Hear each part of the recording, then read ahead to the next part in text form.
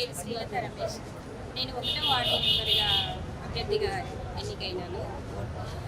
నేను వార్డు యొక్క ప్రతి ఒక్క ఇంటింటికి వెళ్ళి వాళ్ళ యొక్క సమస్యలను చూస్తున్నాను. వాళ్ళ బాధను చూస్తుంటే చాలా హృదయం బాధ కనిపిస్తుంది.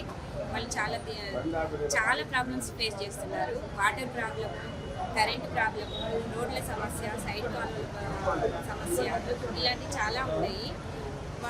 వాళ్ళ యొక్క పరిస్థితి చూసి చాలా బాధ అనిపించింది. నన్ను కనుక ఒక 1వ వార్డు ప్రజలందరికీ నేను కోరుకునేది ఏంటంటే, నన్ను మీరు ఆశీర్వదించాలని కోరుకుంటున్నాను. అత్యధిక మెజార్టీతో గెలిపిస్తే వాళ్ళ సమస్యలకు సొల్యూషన్ ఏర్పడడానికి నా వంతు ప్రయత్నం నేను చేస్తాను.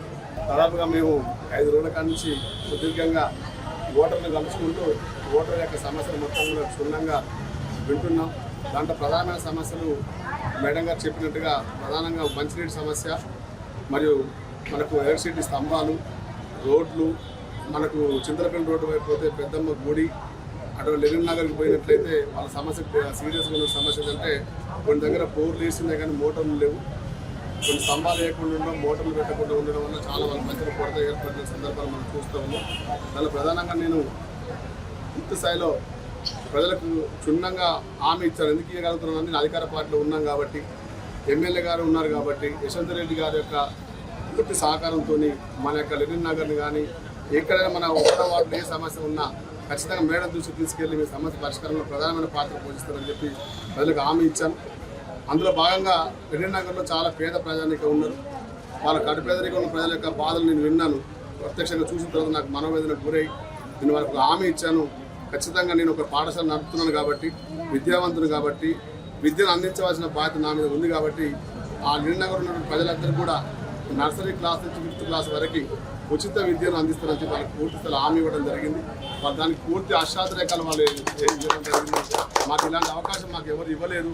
మీరు విద్యావంతులు కాబట్టి నాకు అవకాశం ఇచ్చారు, మీరు ఖచ్చితంగా ఉపయోగించుకోవాలని చెప్పి వాళ్ళందరూ కూడా నా పైపు రావడం జరిగింది. నాకు చాలా సంతోషం అనిపించింది. నాకు మంచి అవకాశం, విద్యావంతులు నాకు మంచి అవకాశం వచ్చింది. సర్వీస్ చేసే అవకాశంలో నా రంగంలో ఆ అవకాశం రావడం అని నాకు చాలా సంతోషంగా ఉంది. ప్రజల నుంచి పెద్దమ్మ గుడి కూడా నేను క్లియర్గా వాగ్దానం కూడా చేసినాను. నేను గెలిచిన 1 మంత్లో మీకు దానికి ఎంత ఖర్చు అయినా ప్రభుత్వంతో సహకారం లేకపోయినా నా ఓన్ అమౌంట్ పెట్టైనా కూడా నేను ఖచ్చితంగా పెద్దమ్మ గుడి కంప్లీట్ చేసి 1 మంత్లో మీకు కీస్ అప్పగిస్తానని చెప్పి వాళ్ళ సంఘ సభ్యులందరూ కూడా చెప్పినాను. వాళ్ళు దాన్ని కూడా రిసీవ్ చేసుకున్నారు. నేను ఇంతకుముందు ఏం జరిగిందనే విషయం నేను పరిగణలో తీసుకోవట్లేను. చదువుకున్నాను కాబట్టి, విద్యావంతుని కాబట్టి, ప్రజల సమస్య ఒకసారి విన్నానంటే ఖచ్చితంగా దాన్ని అమలులో తీసుకునే ప్రయత్నం చేస్తాను.